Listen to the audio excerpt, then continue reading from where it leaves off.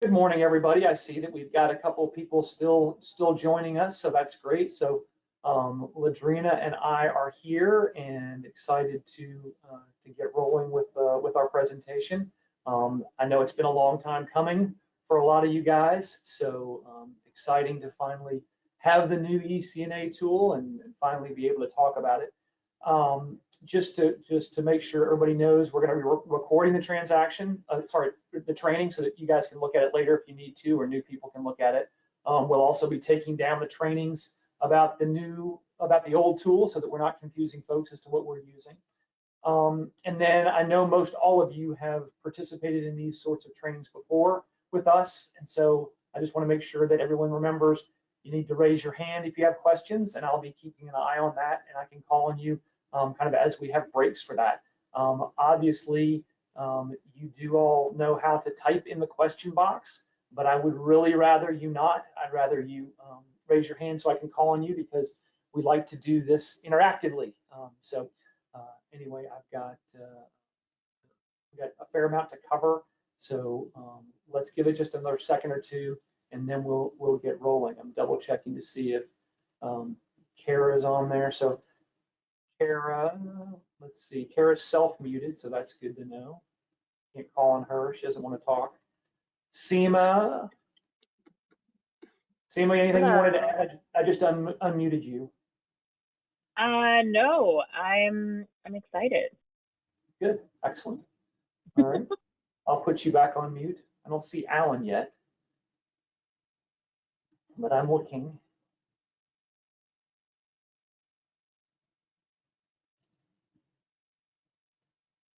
John's also got himself self-muted, which is fine. So anyway, okay.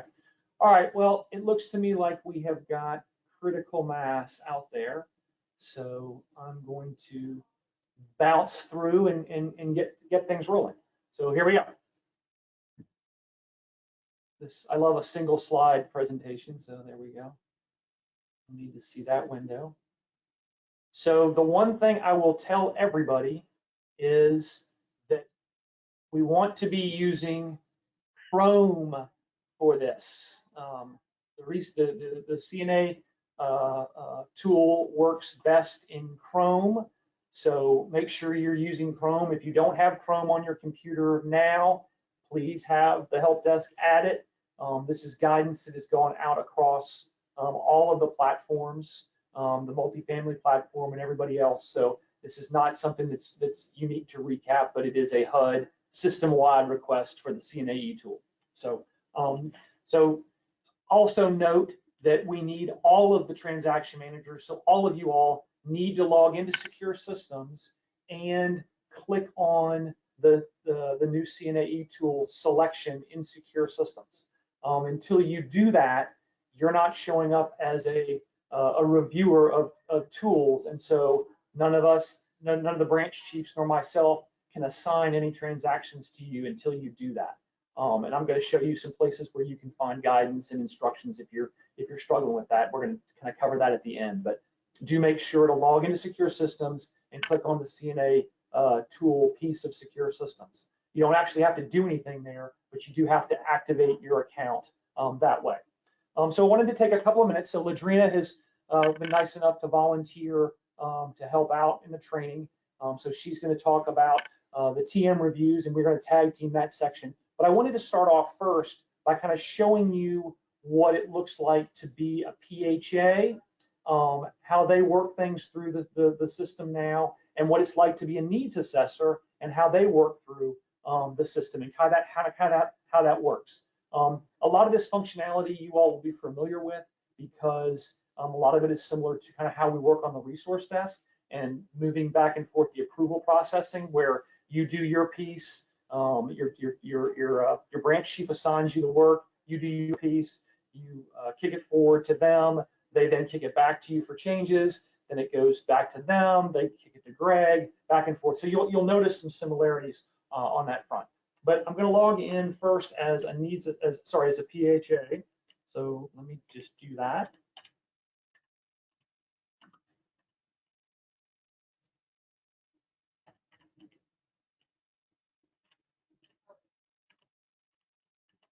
All right, so I'm logging in as a PHA. So, you know, PHAs have secure systems access as well. So I know you all know that because all of you have kind of dealt with that over this kind of transition period.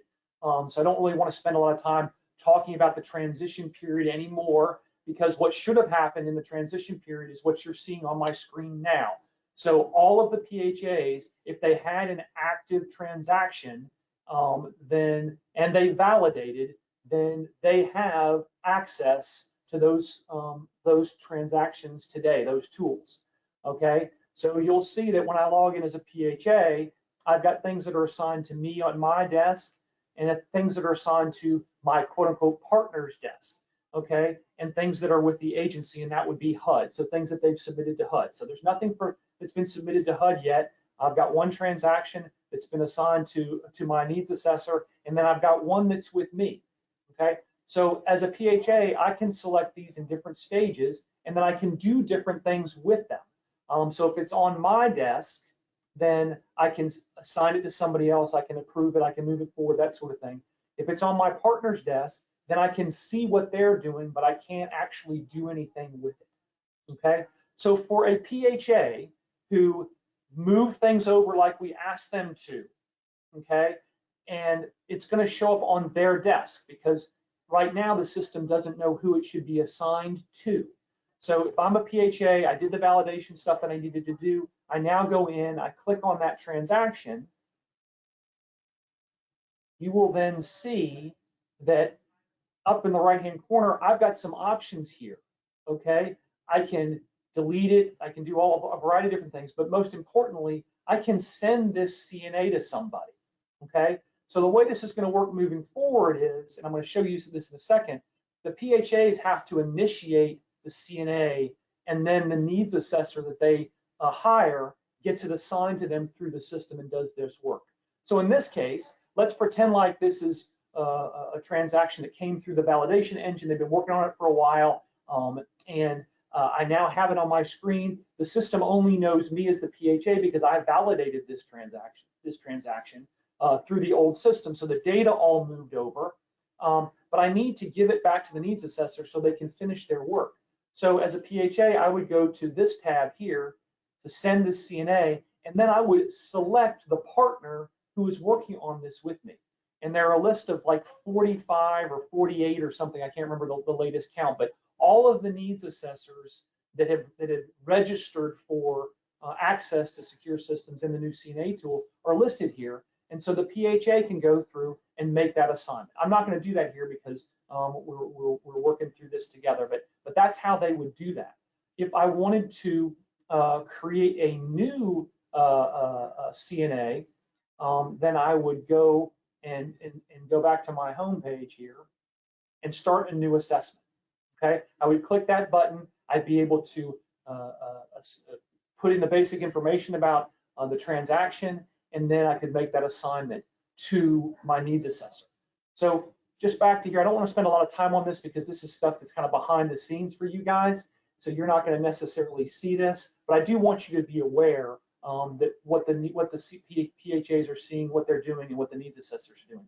A couple of things you're going to notice here that are super great is that finally we have the ability for the PHA and the needs assessors to put in the RAD PIC number. So finally, after years, we have that ability. So that's great. So they can now put this in here. That ties through to our stuff now. So it's much easier for you all to find it when you're doing your review and for things to be tracked.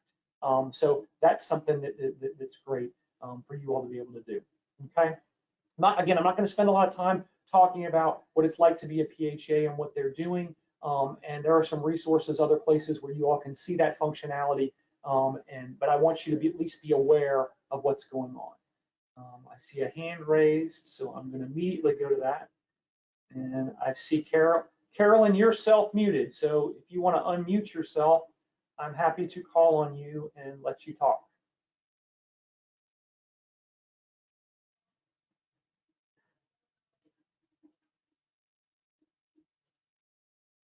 All right.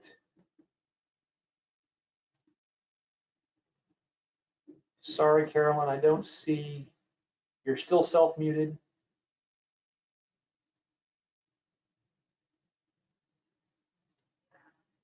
All right. Carolyn, if you've got a question, I'm happy for you to type it in since we can't seem to get you muted or unmuted. So if you want to do that, that's fine. And I'm happy to look at it when I get there. So, all right. All right, so I'm going to log off now as the PHA, and I'm going to log in as the needs assessor.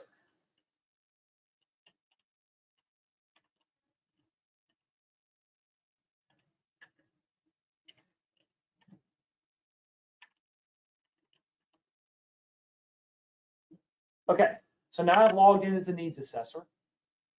So again, the PHA has to initiate the assignment. So when they hire Dominion or KOW or somebody, that they need to go in and start the new assessment, assign it to who they've hired, and then that needs assessor can get things rolling. But they can't do that until that assignment is made.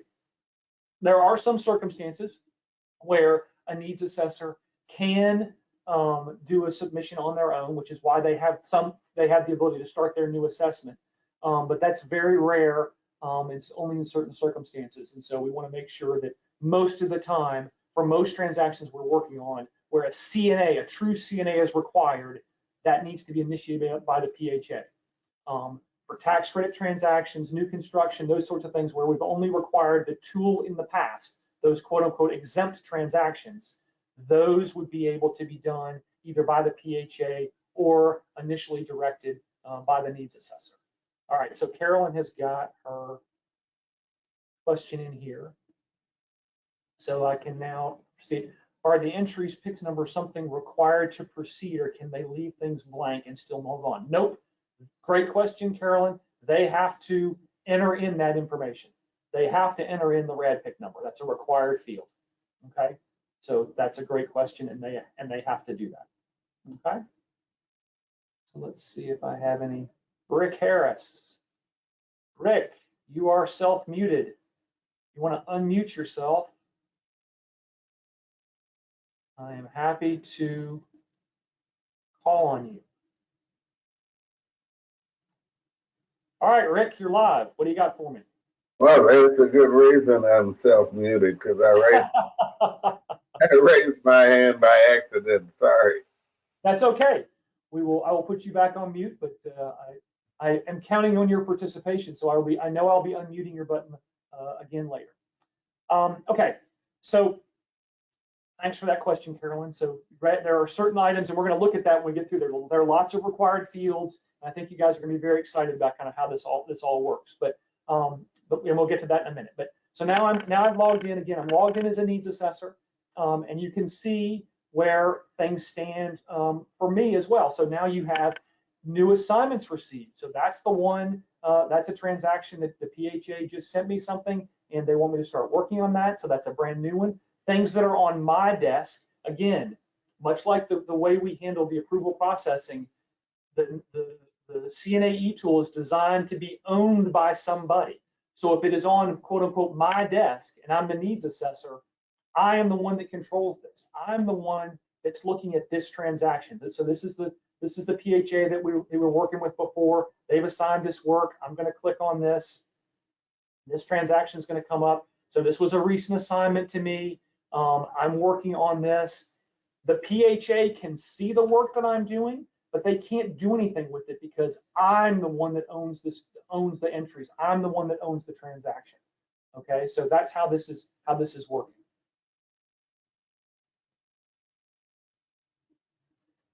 So Stephen Beasley says, my submitted report does not have a PIC number. Well, Stephen, that's because it came over in the transition and there were no PIC numbers there yet. And so in order for this to move through the process, the PHA is going to need to add that PIC number in there because nobody knew the PIC number when they transitioned the data over. So you need to have your PHA log in and add that PIC number. And if you end up running into problems with that, let me know, and I'm happy to work with you, or we can work with Sean and his team on the multifamily CNA team to get that resolved. But those PIC numbers need to be entered in there. Okay, so it's going to take a little catch up, but they'll need to do that. Okay. So anyway, I have no idea why this thing has decided to hang up on me, but that's the way things go when you're doing a live training. So let's kick out of that and go back in. Multifamily was nice enough to allow us to continue to use their testing environment. So which is why I'm kind of bouncing in and out here. There are likely to be some issues. This is not the live environment. Nobody likes to train in the live environment because, you break something. We don't want to do that. So let me go back in here and hopefully this will work. That's so perfect.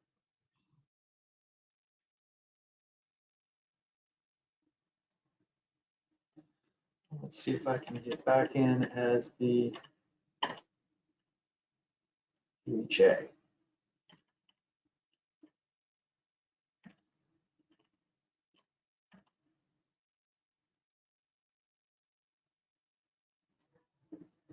All right, so it doesn't like my needs assessor. That's fine.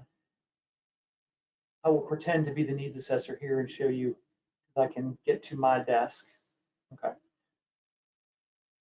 So all that happens when you have it on your desk is you're able to go in and see things, make changes, that sort of thing. So hopefully this is going to roll through and let me do what I need to do. Seema, you had your hand raised. Yeah, just going back to when you were in the needs assessor part.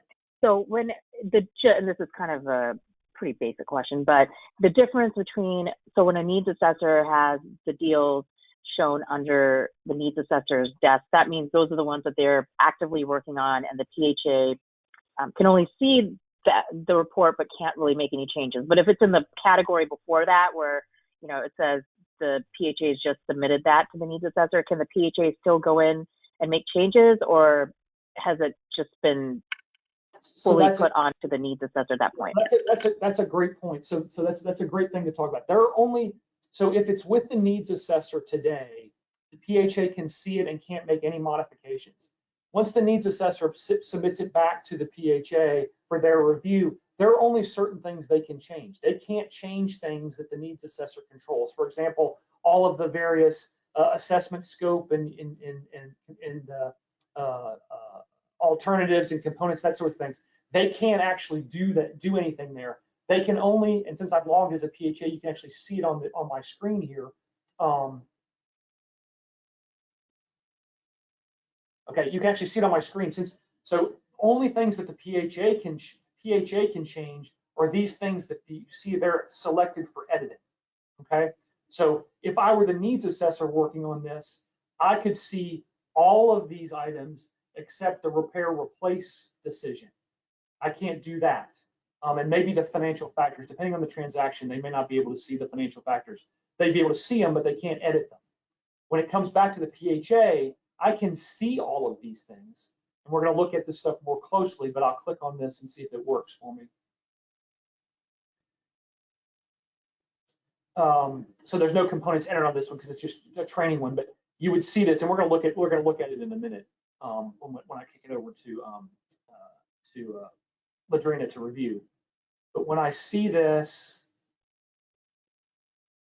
yeah, I think the reason it's blanking out is because this is one we've just been kind of bouncing back and forth, and we didn't do a lot of data entry stuff. But the PHA can make changes only when it's with them and on their desk. And the needs assessor can only make changes when it's with them or on their desk. Does that make sense, Seema? Okay. Yep. Makes sense. Thanks. All right. So since this thing is being persnickety, I'm going to go ahead and go to and get into the pieces that we want to look at. So I'm going to log in now as a transaction manager. So we're going to log in as Ladrina in this case. And then we can start actually digging into this. And the good news is if we can't dig into it on this, I can actually log in and we can actually look at a live one and just not make any changes. I'd like to make some changes, but we'll see. We'll make it work.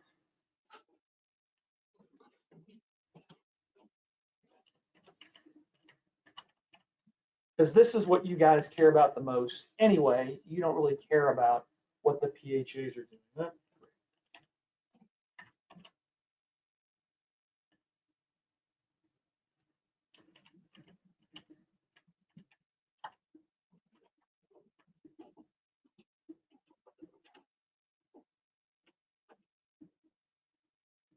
Okay, so now I'm logging in as a transaction manager.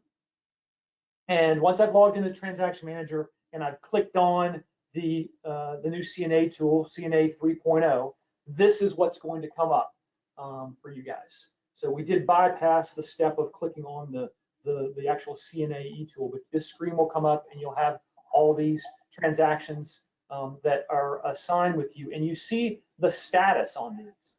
So you'll notice that we've got awaiting decision, we've got submitted, awaiting decision, we've got returned. So these are kind of all the different categories. And before I have Ladrina start kind of chatting through this, I'm also going to let you see that there are various types of programs. So as we know, the CNAE tool is used across multifamily now. So there are transactions that are assigned for FHA underwriting. This is a USDA program. Sorry, this is another asset development program. They've also got USDA is linked in here, so they're USDA assignments, and then all of the various recap stuff is going to fall under this category. So you can see all of the different transactions that you all are assigned. So typically you're going to have, RAD for PHA, RAD for PHA new construction, substantial rehab. John's team will have the RAD for multifamily, RAD for Prax, that sort of stuff. Some of Kara's folks potentially will have mark to market and those sorts of transactions. Okay, but all of those will just do a different classification for what they are. So Ladrina, which one did you want to look at? This the submit test one? Yeah, let's start with the temp submit test, the first one. Perfect.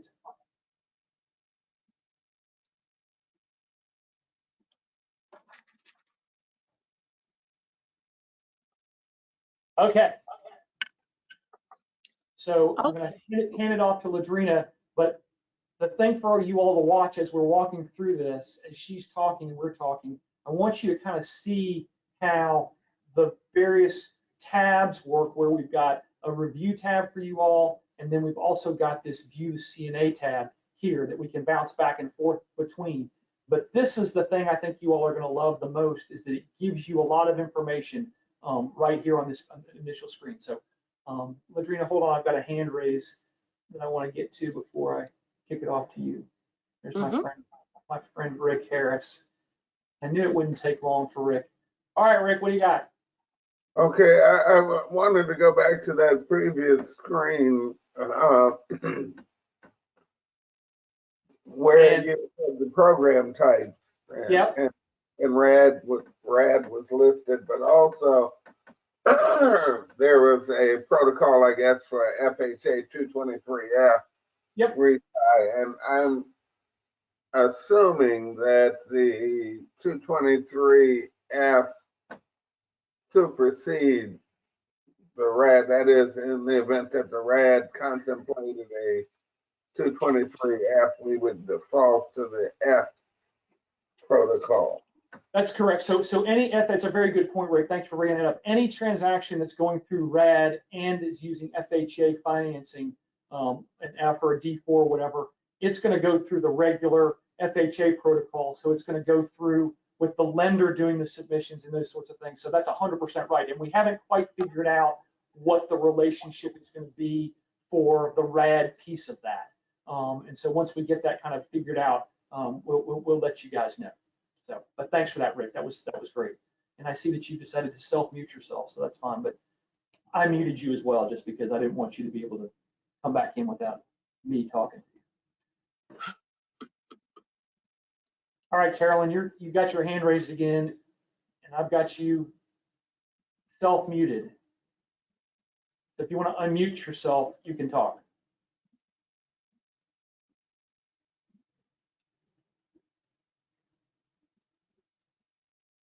All right, Carolyn, we're going to keep going. Hey, can you hear me? I can, absolutely. What do you got for Yay! me? The pick number. Okay. One of the severe flags that I've seen a lot of is a severe flag that is regarding a number that isn't a live number yet. Has that been resolved so it won't show up as a consistent severe flag? So great. It's a great question, Carolyn, and a great opportunity for me to tell you and everyone else, we are no longer using the legacy system.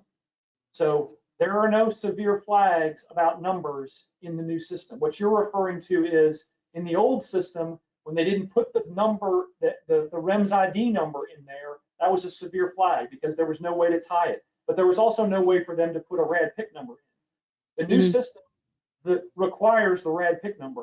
So that's got to be in there, and that's a severe flag that they have to resolve before they submit it to you. So you're not going to be getting, again, the good news here is you're not going to be seeing it from a reviewer standpoint. They can't submit to HUD without resolving the severe flags.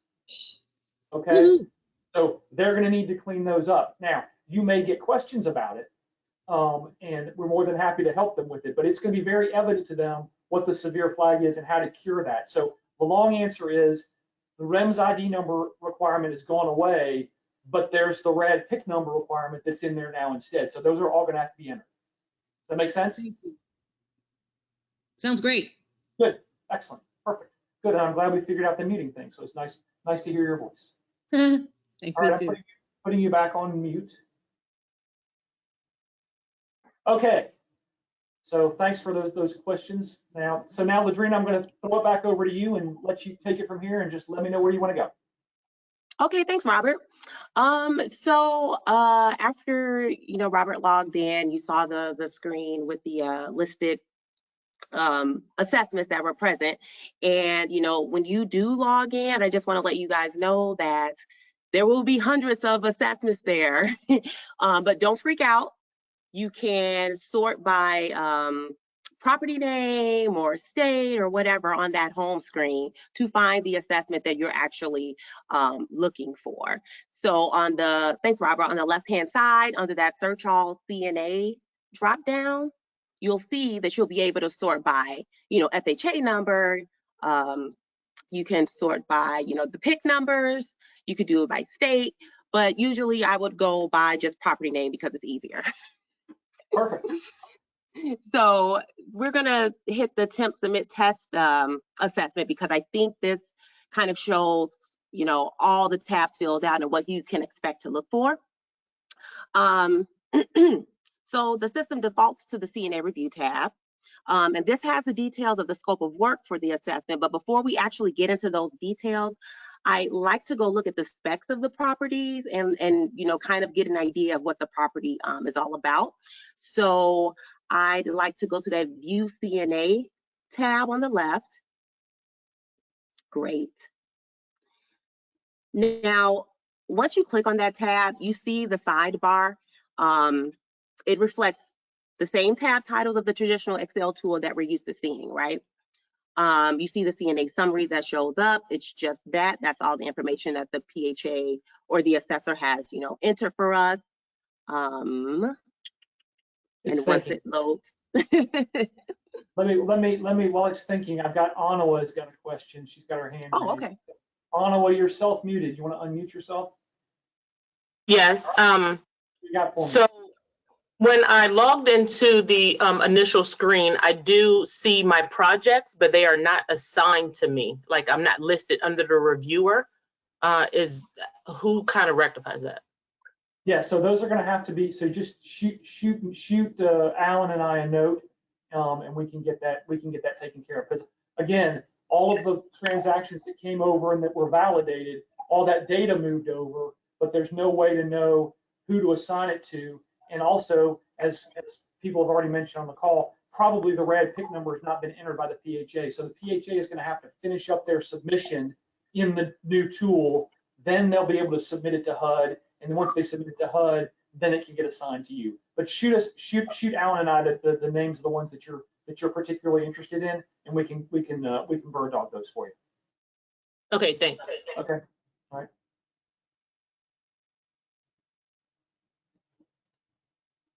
All right, Latrina, we're having a big time here with this. Does the refresh button kind of like speed anything up here? Just curious. I'm hitting it and see. I don't think so. I think it's just unfortunately we got to wait for it to time out, but let's see. Yeah, so that timed out on us. That timed out on us. All right, so let's try it again. Okay, there we go. Okay, great.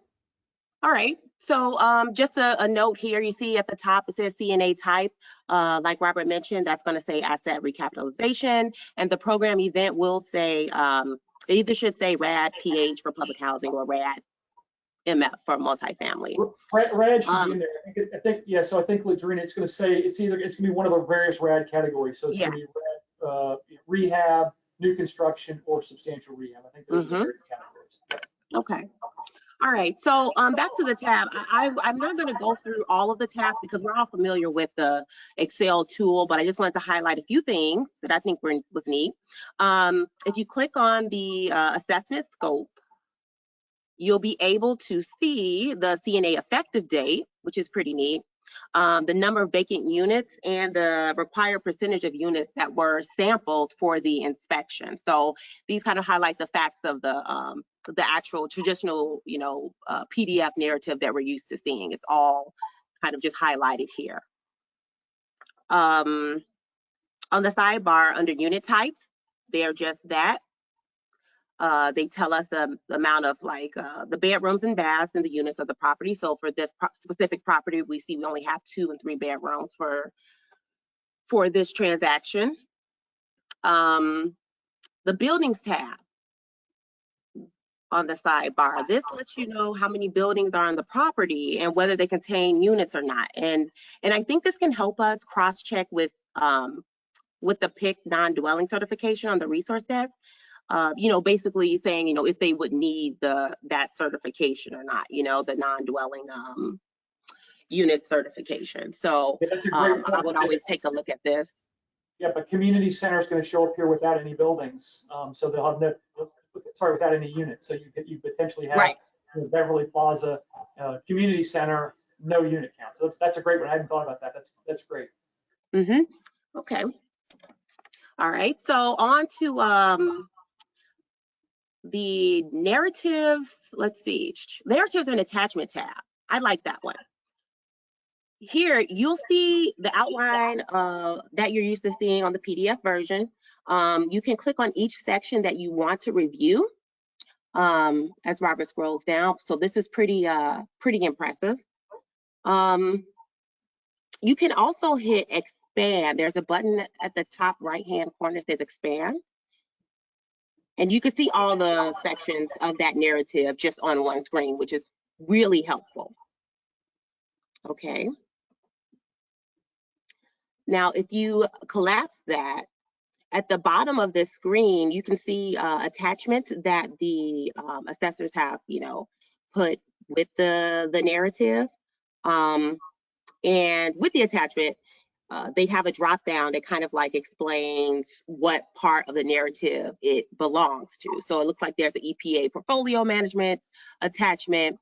There's an energy audit that was done, and an additional attachment that I'm not too sure that was for, but this is just to kind of let you know that you can click on each attachment and get a better understanding of what the assessor was trying to place with their reports. And Latrina, this is very important for you guys because, as everyone knows, pictures are required. There's no place to embed pictures up here. The pictures are going to have to come in as an attachment. Correct. So if you get an assessment that doesn't have any pictures, you're going to need to kick that back pretty quickly to get the pictures uploaded. Okay, thank you for that. Yeah. Okay, so back to the side tabs. So getting closer into the meat and potatoes of things, if you click on the components and alternatives and recommendation tab, I wanted to show you guys a few things. Okay, so here's our components. So first, I wanted to show that you can sort by any title you want. just by clicking on the column heading. So, you know, you're right, exactly. You can click on component name or component type. And you can also click on the standard or assessed remaining useful life columns. I bring that up because you can immediately observe how the assessed RUL compares to the standard. And then you can also consider the needs assessor's explanation for why the assessed RUL is different than the standard. So you can click on each component and see what the assessor wrote for their explanation. So let's say if you hit, let's see. Don't tell me that. I don't want to see that. I don't like Right. that. That's like the blue screen of death, right? And that's the worst one. Yeah, that is critical. I mean, we're right in the middle of a critical thing. So just as we're typing, I'm gonna piggyback on what Ladrina was saying, because she's 100% right. So anytime it goes to what, and also goes to what Carolyn was asking about flags. So anytime the needs assessor deviates from the standard EULs, we all know that they've had the right comments and give us explanations, but sometimes it's been hard to find. In this case, Ladrina is 100% right.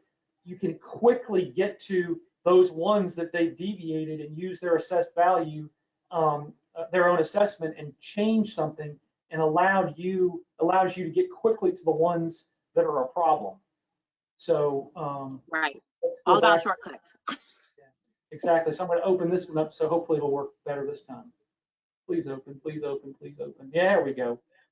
All right, so pick up from there. There we go. Okay, so we clicked on let's see. Entry the door. First one, the unit entry door. Okay, so if you scroll down at the bottom, there should be a place to have comments. And so the assessor just stated that he or she observed that it was in fair to good condition, and that's why it was deviating from the standard useful life. Yeah, so in this case, the doors have a standard EUL of 25 years. If they're 17 years old, the needs assessor says that they have 4 more years of life available because they're in fair to good condition. Now, that might very well be reasonable. However, if they put the assessed RUL as 25 years, that's probably not going to be something that we're going to think is okay, right? So it's really quick indicator and lets you see very quickly what's going on there. So Ladrina is 100% right. This is a feature that you all are going to love because it quickly takes you to your typical problem areas, right? We always have problems where needs assessors are trying to manipulate the EUL, and this gets you there immediately. Yep. Okay, yeah. So I just wanted to highlight that for you guys. And then as you scroll down, you see the alternatives as well as the repair replace recommendation. Again, all of these are just the same titles in the traditional Excel tool that we're used to seeing, except it's just all on this web-based screen. Right, and and the thing I like about it is it's all right here for you. You don't have to bounce through different tabs.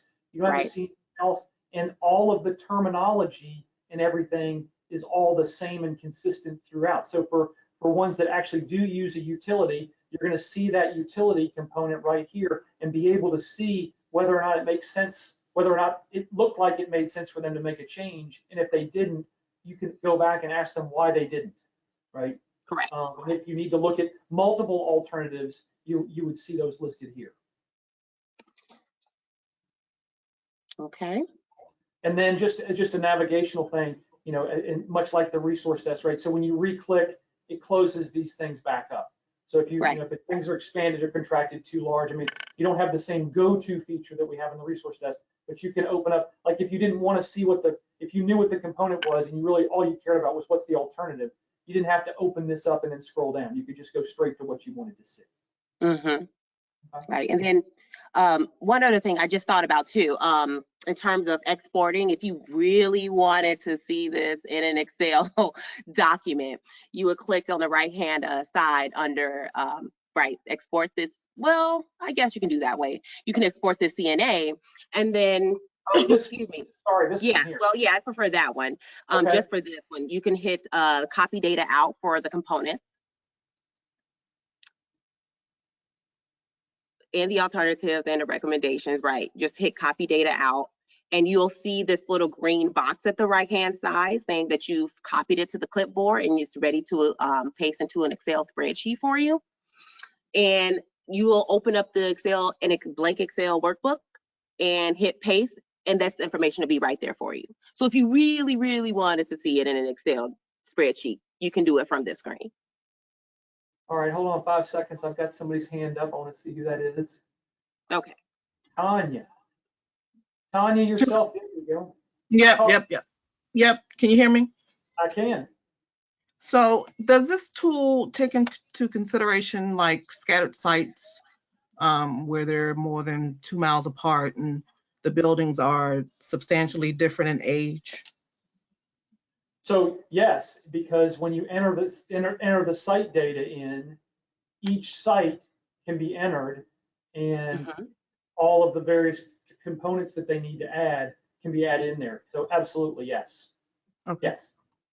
And Tanya, for me, it's a lot easier for you to see because when you open up the sites, in this case, there's only one, but if there were multiple, they'd be listed there for you, right? Okay. You know, and then as you get into the buildings, that's even better because that tells you when I click on the building, then I get all of the stuff that you're very interested in right here. When it was built, you know, the description of the building, and most importantly, you know, what unit types are associated with that building. So each Right. site would have its own Correct. page. Okay. Each site's going to have its own little expansion, right? So we're just going to, they'd add another site, right? And I'd open it up and then you'd look at the various buildings. And so this would be, if I had multiple sites, I'd have Beverly Plaza and then Beverly High Rise would be the other site, say. And I Okay. could click on that and see what's in there. So absolutely, Tanya, yes. Mhm. Okay. Anything else? That's it. Thanks. Awesome. Thank you. And that was a Sorry, great question. Yeah, No it was a great problem. That was a great question. Wait a minute, hold on. I've got somebody else. We've got the Seema, talk to us.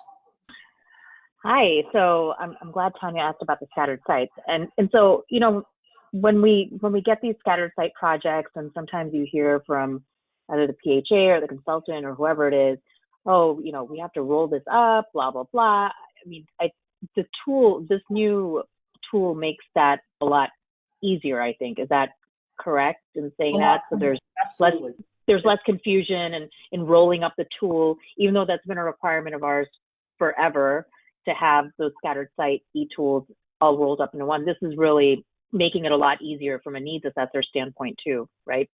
That's exactly right, Seema. The only thing I will tell you is the only slight hiccup in that that's going to be, it can be done, but it's a little bit more challenging, is when you've got a combination of elderly and family together in the same transaction.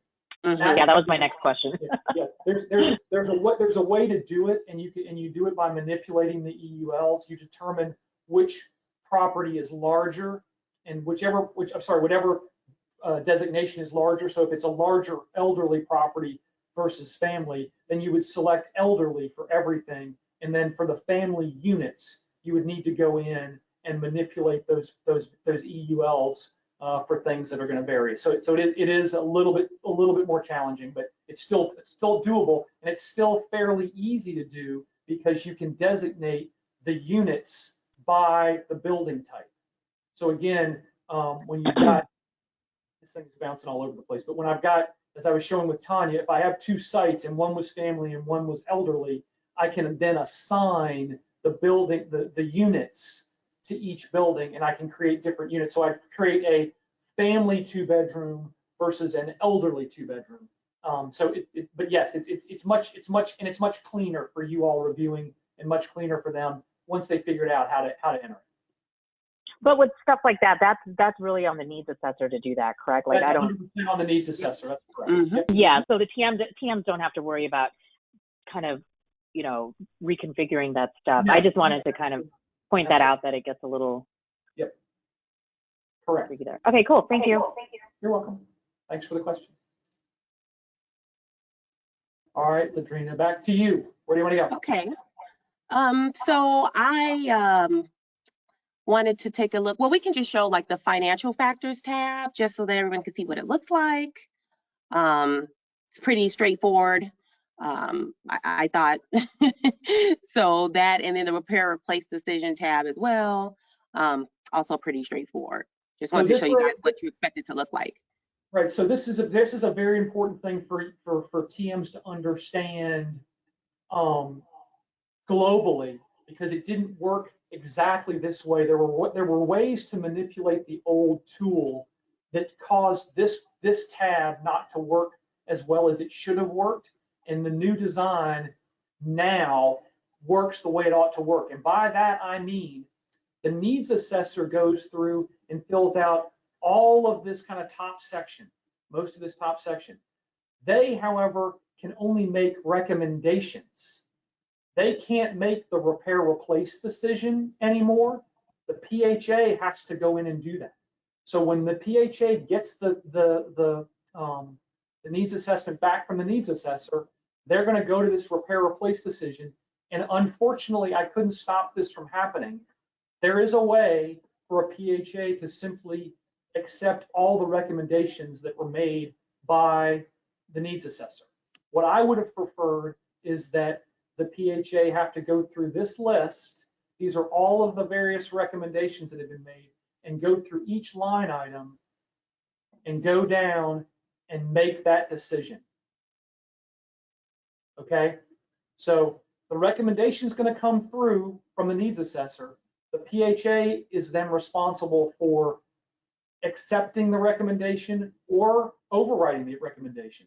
They can make a change. I'm a reviewer, so I can't do that. But if I was logged in as the PHA and this came to me before my submission, I can kick this back. I can say, you know what? I do not want to replace the vanities. We're not doing that. Okay.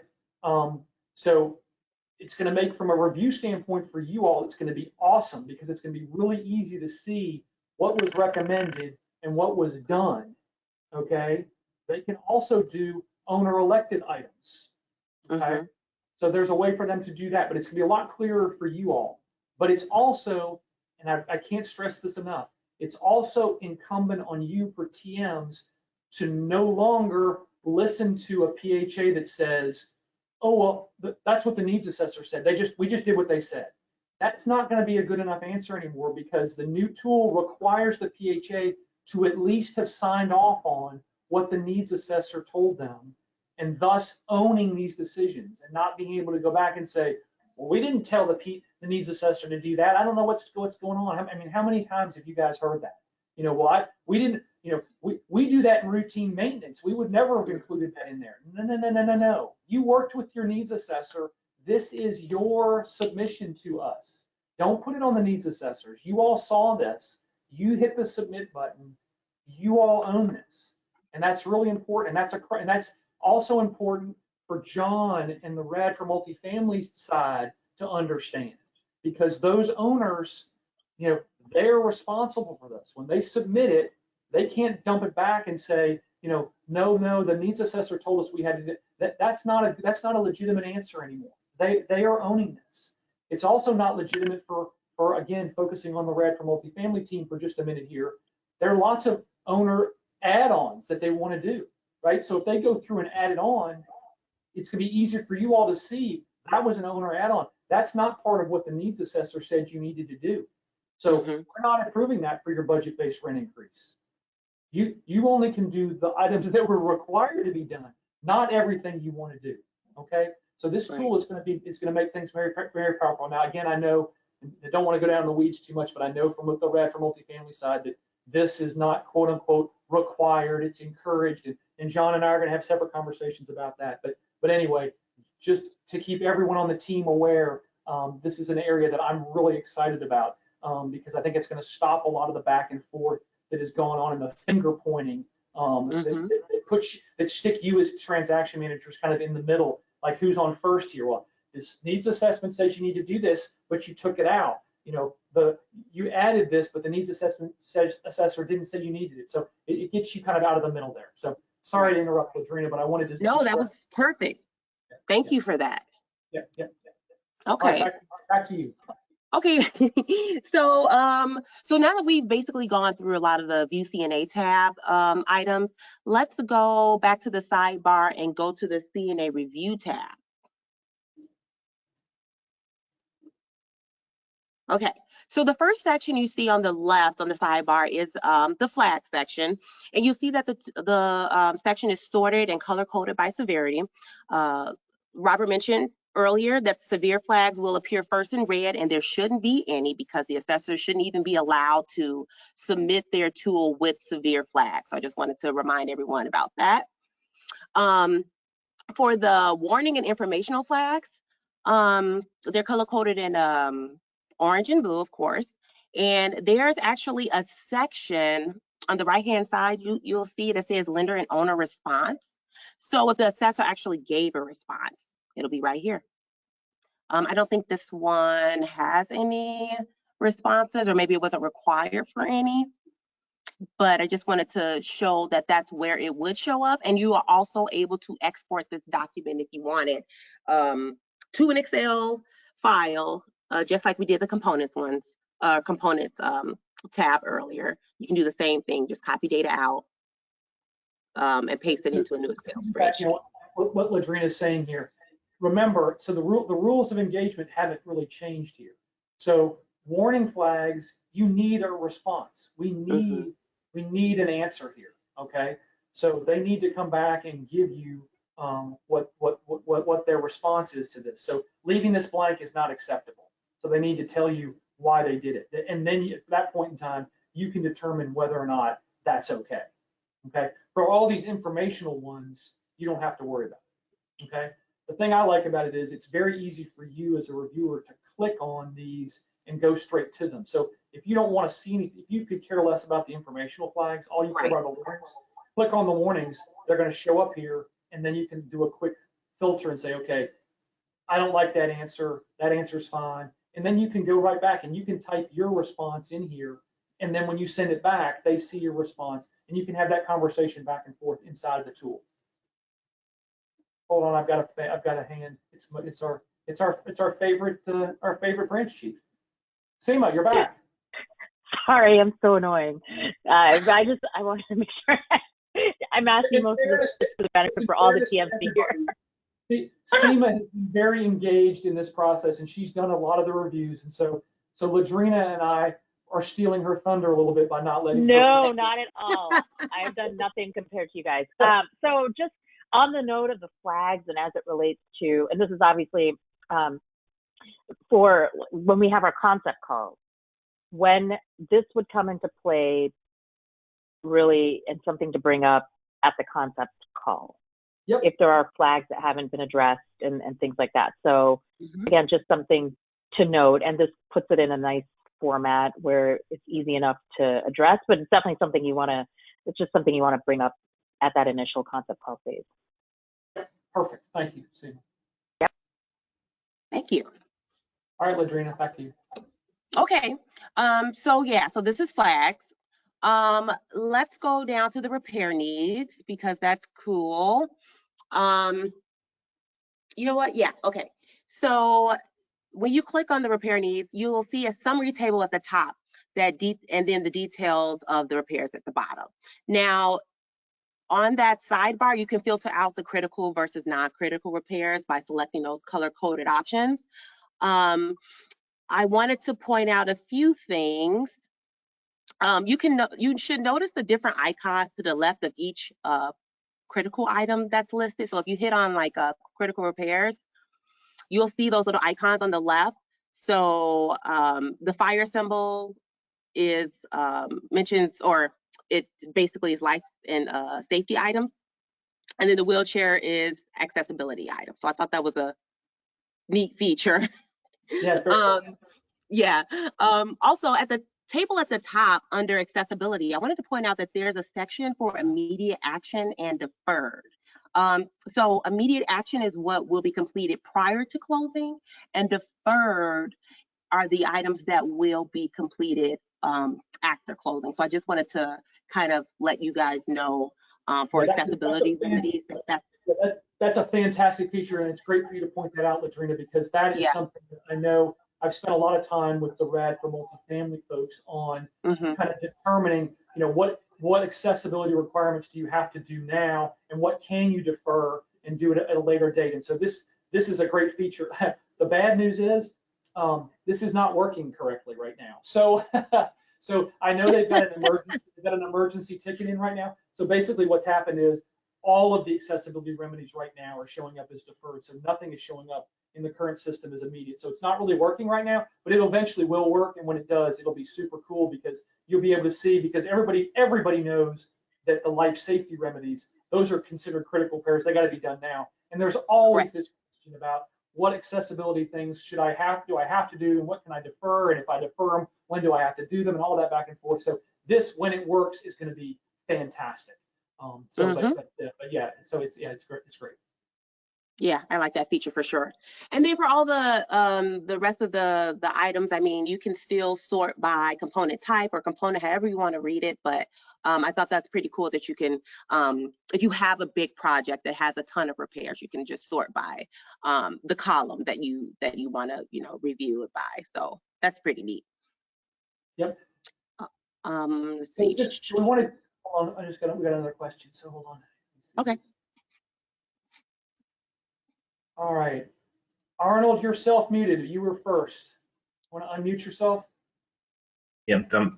Hey, Robert, I had a question in reference to the flags for the warning flags. So are we saying if we have a number of warning flags where they haven't put in a response, do we send the tool back, or we just request that they provide?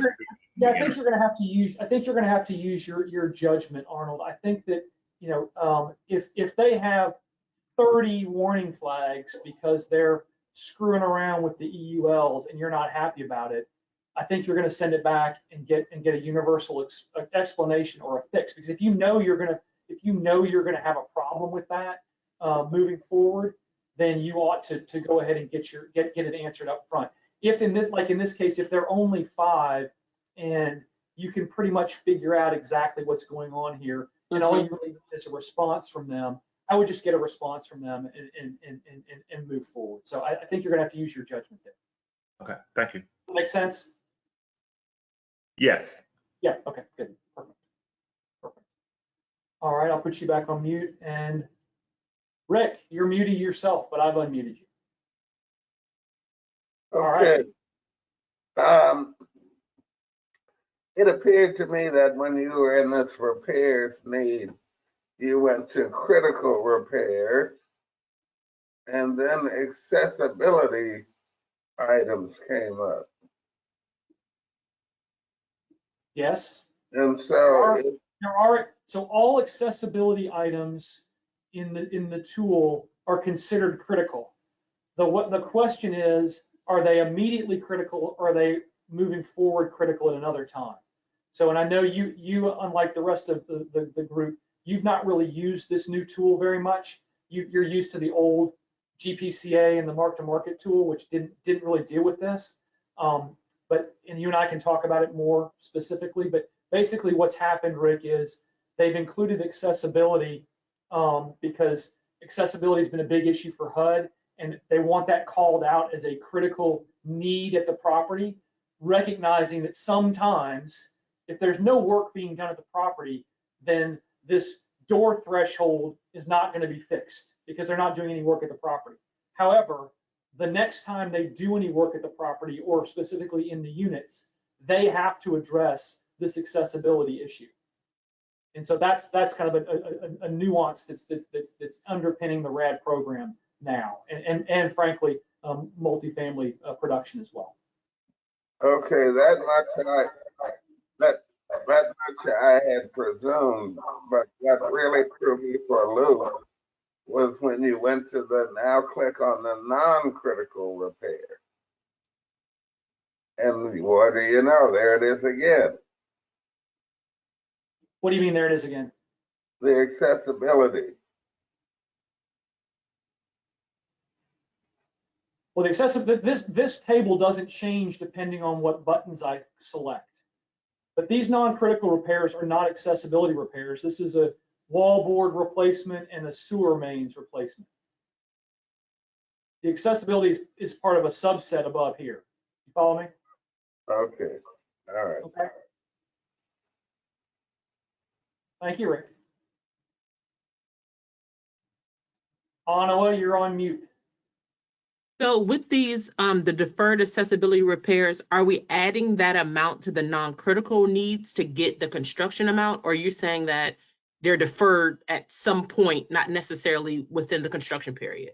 Right, so it depends, right? So these deferred items, again, in this example, we're looking at these and we see that they're related to, I'm picking on this door threshold fact, right? So there's a door thresholds issue on this transaction. When I go to the rehab, they're not doing significant work in the units to require this to be done. So in this case, you wouldn't be requiring this, but you'd be letting them know that the next time they do work in the units, they're going to have to make that change. If I looked at this non-critical Anawa and I saw that they're redoing all of the units, they're doing the floors and they're putting in new kitchen cabinets and everything. So this is a substantial rehab. Well, then yeah, I'm going to see all this deferred accessibility done at the same time. But it's really not a change than what you should have been doing already. It's just presented slightly different. Mm-hmm. Okay? So if they should be doing the accessibility, those deferred items in non-critical, they will also be listed under the non-critical needs. They will not in the tool. You're gonna want them listed in your when they put the scope of work together. You're gonna want to include them, right? Okay. The tool is not going to magically move them down here. Okay. Okay. They're never going to become non-critical. Is that clear? Yes. Okay, good. Anything else? She's muted herself, so I guess that means no. Ladrina, before you move forward, I want to jump over to something that I think this is a good time to talk about it, which is we've kind of pushed on this a couple of times, but this options button up here gives you, the TM, the ability to, and this is a bad name for it, but it says export this CNA. But basically what this does is it allows you to, and it's funny that Ladrina has one way of doing this and I have another. So when and I'll just go back to Ladrina's thing that we were looking at it earlier, and you were talking about clicking this button here where you were copying things out. Oh, right, yes. So this is one way to get this information out of the tool. The other way to do it, which takes it straight into Excel, is to export the CNA. And you see here that you can now you can't take out some of these really specific minute things that you can do Ladrina's way, but you can get through some of the things that you all like to see. Most importantly, and I'm stressing this for you all, most importantly, you can get the repair needs button. This is the tool, and this is how you are going to create the scope of work. So the old export that we did through the validation engine, that's this. So we're redoing the upload feature on the resource desk so that you all will be able to simply export this out, and that will be what you send to us, or not send us. That's what you will put in the resource desk and do that sucks in the scope of work for the transaction. Okay. Mm-hmm. But there are a lot of other things that you can pull out of here, and you can select what you want. And if you want everything, you can hit the select all buttons for this, and you can pull it all out. So it's really nice to be able to pull out, the things that you have seen in the past in the way that you've seen it.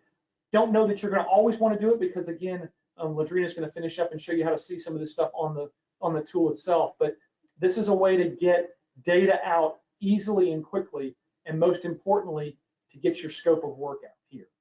Okay. So I'll go back to your review, and you can kind of finish showing what you were showing, Ladrina. But I wanted to show that kind of export feature in the middle here. Yeah, no, I think that's an excellent option or feature that we have on here. So thank you for that. Yep. Okay, so we just finished, let's see, we looked at repair needs. Also, let's just go down to our future needs. Okay, so this is pretty neat. This is your 20-year replacement schedule. So all components are listed by component type with remaining and estimated useful life. So you know when to expect a replacement when you scroll across the row through the years. So for instance, like the first entry, it's for what is it, parking resurfacing. You see that the RUL is 25 years. Now, because of that, when you scroll across, you're not going to see that on a 20-year schedule, right? But if you go to, let's say, parking asphalt ceiling, if you go to that component, you see only a 5-year RUL. So when you scroll across to year 5, you're going to see that first entry. And you should see an entry every 5 years after that. Okay. Thank you. So you also notice that the component type column stays put, which is a neat feature. So you won't lose your place when you're scrolling across the schedule. And also another feature of this is that expand button right at the top next to the title future needs. Yeah, that makes it bigger for you. So I really like to use that and hope you guys will like to use that too. You can, what else can you do here? Oh, if you want to see years 0 through 10, you can click on that button, as well as 10 plus. Same thing.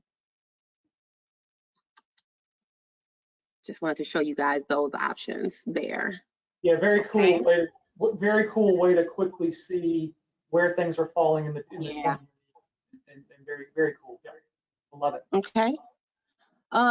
Next thing, financial schedule and the estimate period recap. This should look familiar, just like the previous Excel tool. Just check the financial factors to make sure that they're, deposit amounts meet our requirements. That period ending balance that's negative is a little bit concerning, but things that this is a similar way or similar looking tool for sure. And you can also hit the expand button to make it bigger, things like that. Latrina, I've got to show you guys. Hold on a second. Okay. Tanya's got a question. Tanya, what do you got for us? So back to the needs assessment page. So those items marked red, they're marked red because of what? Where do you want to go? Does the tool show you where there's some concern or some things that you need to look closely at and they're highlighted in red? Is that what that was? Oh, you're talking about under future needs, right? Future needs, I'm sorry, yes. Where is that? Let's see. Like so some things are highlighted red and some are black. So like this? Yeah, like are y'all not seeing the same thing I'm seeing? Like carports, pedestrian walk, highlighted red. Does that mean anything? I don't know. That's a great question. I was about to say that's a great question. I don't know. I'll find out, Tanya. Sadly, I'm colorblind, and so that's really, really tough for me to see that red. I don't distinguish between those. Interesting. I will find out. I'll take that as a to-do, Tanya. Thank you very much. I'll find out why those are red on the list. That's a great question. That's a great question.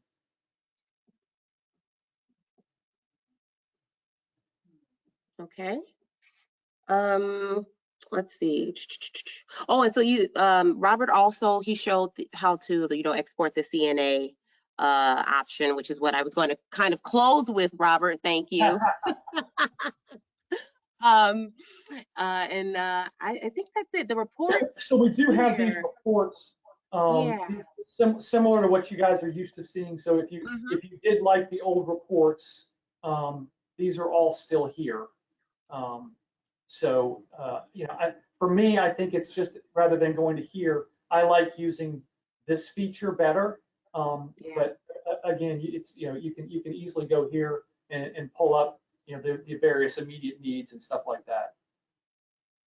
Now that I've hit the button, I'm sure I'm going to break it. So, but I had to do it. I had to do it. It's been going too well.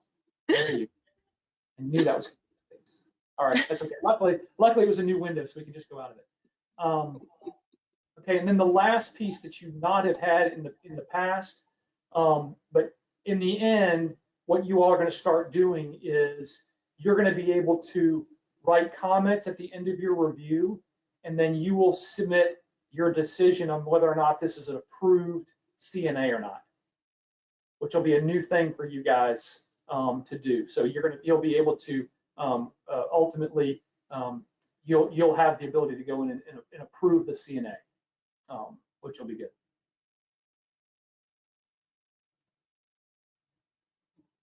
Tanya, what do you got for us? Sorry. right. So how does the data get transferred from this secure systems to the resource desk? So it does not. We're still So- determining. So I'm still determining what document we're going to need to have the PHAs upload in that CNA spot to let everybody know that it's been done or whatever. But what you're going to do, what you are still going to do is back here, when you need to move your scope of work in, you're going to run this, you're going to click on this button and you're going to hit export. And that's going to create an Excel spreadsheet just like you used to create in the validation engine. And you'll use that to upload the scope of work. So in the approval memo, there's some currently the data is populated to certain fields within the approval memo. So we'll have to go in there and put that in going forward. So Like so the ADR, so the annual deposit is entered by the PHA in the transaction log. That was never pulled out of the tool. That was always hand entered. You're still going to need to check that. Similarly, the initial deposit, the IDRR, that's done in the transaction log. You're still going to need to check that. So the way you're checking things isn't going to change. There was a misconception about data that was pulled from the tool. There's never really been that much pulled from the tool. But no, there's a data field that compares the itemized list to the rehab budget in the transaction log. And that's going to happen here. That's going to be, you're going to take this, Tanya, you'll export that, and then you'll upload that into the scope of work, just like you had the old Excel tool that you extracted from the validation engine. It's the same thing. And then that cross checks with the transaction log where they've entered in their construction costs. And so it'll all still be the exact same way, but this is how you'll get that scope of work in. Okay. Okay. Thanks. Anything else? Okay. Carolyn, you're next. You're muted, Carolyn. Unmute. Okay. There you go. The one sheet that I'm looking for is the one that has the costs broken down by, immediate, repair, future, where you sort of see them stacked. Where will we see that? Right here. This one? Or do you like this better? Yeah, that's the one I'm looking for. Yeah. Yeah, so this estimated period recap. So once it pulls up, it should be at the bottom. It should be the same thing as what you've seen before. Hopefully it'll open up.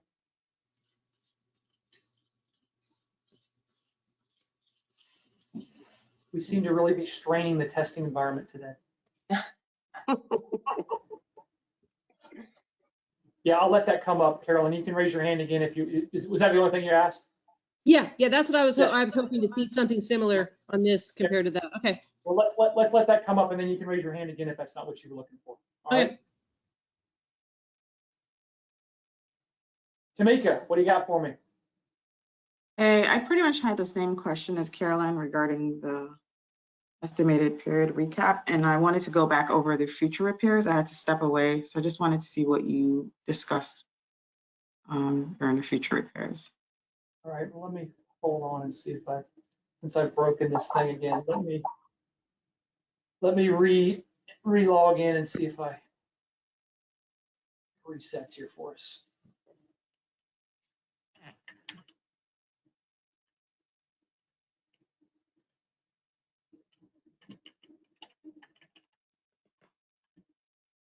All right.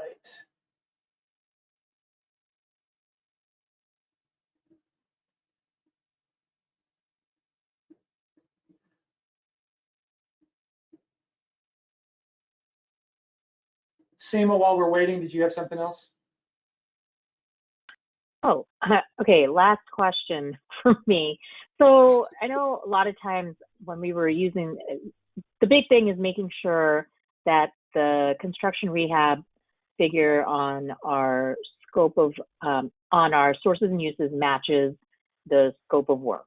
And a lot of times the way that these needs assessors have been putting in the numbers is that they kind of lump in the general contractor overhead and profit into different line items, and it's kind of a chore sometimes to get them to separate that out because that leads to those numbers not lining up. So is the new tool better about either making them separate that out in a way that's clear, or is it just a similar kind of way that it's going to be uploaded and reflected on the sources? Yeah, I don't think they're going to be able to lump that stuff in like that anymore. I mean, Okay, that that's is good. a workaround.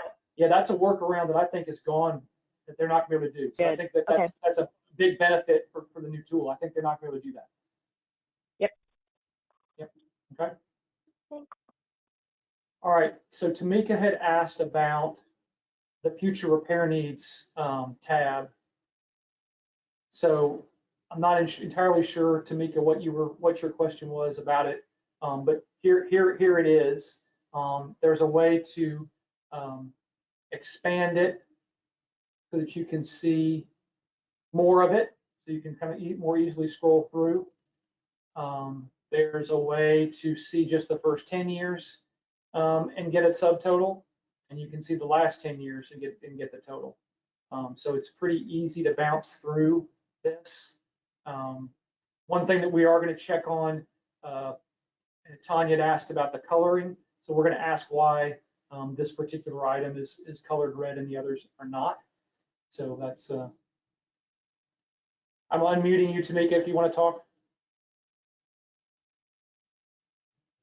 You're muted, Tamika. Sorry. Is there a way to check to see if, like, at the end of the 20 years they go negative? Yeah, so that's in this section here. So you can, just like the old one, this was the place that Carolyn was asking to see kind of what the various costs were. So this is it, and this gives you the same information that you had before. You can also go on the future needs section. No, hold on. There's another place that we can do that. Oh, it's just another report. So yeah, you see it both places. You can see it up here, and you can see that report. Okay. Okay. Sorry. And one more thing, because I stepped away, so I'm not sure if you missed this. Regarding the scope of work, so the total construction costs, where do you go to export and save and upload to the resource desk? Right. So the upper right-hand corner, anywhere on the screen, this little option, so you could be anywhere. You're going to have this ability to export this CNA. When you select that, you get to do different pieces. And this repair needs right here, that is formally the scope of work. Okay, so you'll export that down, and then that spreadsheet would be what you'll use to upload into the resource desk. Okay, great, thanks. All right, thank you. All right, we have 10 minutes left. I'm going to find, so John or Kara or Seema, anybody have any other questions, comments? Oh, here we go. Anawa, you're self-muted.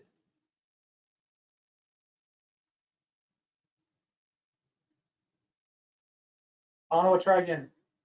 Okay. Yeah, for the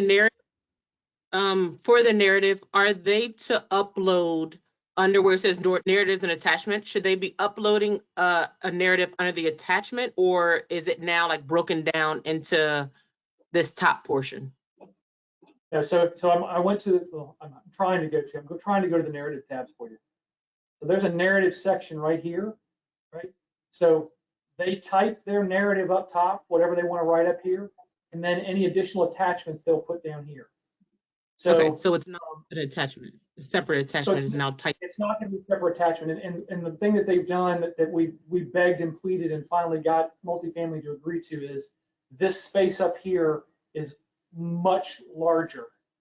So they can type a lot of information up here Okay. and not run into problems, because the old tool, because the constraint to Excel, you were limited. Now they can type a novel up here and you can see the whole thing. And then if they need to add more stuff, they can just add attachments down here. You're definitely going to see, just for you all to know, pictures are definitely going to be put down here. The energy audit definitely needs to be put down here, because neither one of the, sorry, the energy audit again is only required in RAD right now. So that's not going to be a normal requirement. Pictures are required by the map guide. So everybody ought to be putting pictures in here. But RAD transactions ought to also have the energy audit down here. Okay? Okay. Anything else? No. Anna, are you good? You good? Yes. Okay. Arnold, you're on mute. Hey, Robert, for those future repairs, it looked like as you were scrolling across earlier, that the red items was showing some sort of that they were spreading the components to replacement. Oh, way to go. Look at Arnold. Way to go, Arnold. So proud. You're the man. Look at you. Let's see if Arnold is correct. Oh, so you're saying Yeah, look at that. at These multiple the times. the duration feature, and they spread things across. Look at that. Genius. All right. So there you go, Tanya. All those they're using the spreading feature. Well done, Arnold. All right. So Ladrina and I have talked you guys to death. Any other questions, comments, thoughts from anyone? Anyone? Oh, Janine. Janine, you're on mute. Janine, you're self-muted. Can you hear me? I can hear you now. Okay. The agency CNA decision, who does that text information go to? That's going to be, it doesn't go to anybody. It's just going to be captured in the system as approved. So once you and your branch chief have approved this CNA, it's just going to show up as approved in the system. It doesn't go to anybody. Okay. Okay. I mean, it shows up in the system as approved. And so, I mean, in theory, the PHA, when they log in, they're going to see on their dashboard, there's a section for with agency. And so when they see that, the status is going to be approved. Okay. Okay. Anything else? No, good. Hey, Kara. Robert. Hi. Hey.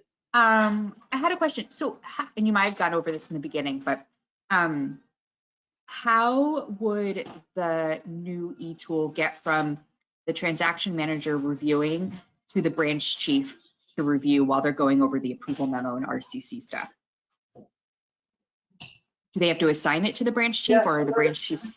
So you Kara can see any transaction. Okay. But in order for you to finalize the approval, the TM is going to have to send it to you. But while you're doing the review, you'll be able to sort by your team and look and see. You know, Troy is looking at this one, so you can pull up all of Troy's deals and you'll see his. But once he recommends it for approval, it will come to you just like the approval memo does, and you'll finalize the approval. Great, thank you. So similar to Heroes. All right. Anything else? Anybody else? Well, first off, I want to really thank Ladrina for being such a good sport and helping out with this. I know that you guys get tired of hearing me all the time, so it's always nice to have somebody else participate. That's great. She did a great job, and she also, just so you all are aware, she did an awful lot of testing during the whole process over the last probably year at this point. And so I know that she has been anxious, as has Seema, who's been deeply involved in this, anxious for this to finally be rolled out. So we're all super excited. But as I tell you all when I train you all the time, don't get frustrated. If you run into something, shoot me a note. Shoot Ladrina a note. She's more than happy to help you. She knows, you know, neither one of us know everything, but we know a fair number of ins and outs. But I also want to show you right before we end, I want to show you multifamily has put together a ton of training stuff. And so if you go to the HUD website and you go to the program offices and you go to the CNA, which we used to have this is where the portal was for the validation engine, and you guys have probably already bookmarked this, but you'll see that they've kind of redone the web portal, and they've got all sorts of resources available for different people. So user access, stuff for needs assessors, stuff for the PAEs, RAD PHA submitters, you guys, HUD reviewers, there's stuff on here, publications, memos, that sort of stuff. Also on the HUD Exchange site, they've put together some training videos. So I didn't release these to you guys beforehand because I wanted to do this training first so that you had a kind of a basis of knowledge to go from this. But you can now go and look at all this stuff and check out whatever you want to see, you know, to your heart's content. There's lots of information, lots of resources out there for you to get to. So, and like always, we'll probably do a refresher training in a few months just to make sure that everybody's, you know, on board. But again, don't pound your head against the wall. If you're having troubles, you're frustrated in any way, shape, or form, reach out to us. We're more than happy to help you, and glad to have the whole team together, both the RAD for multifamily and the RAD for PHA side. It's great to have you guys here. So, Kara? Hi. I know that there were a few TMs who couldn't make it. Will you be posting this? Correct. Yes. Recording? Okay, awesome. Thank you. Yep, I'll post this, and we're going to take down all the old ones so it won't be confusing.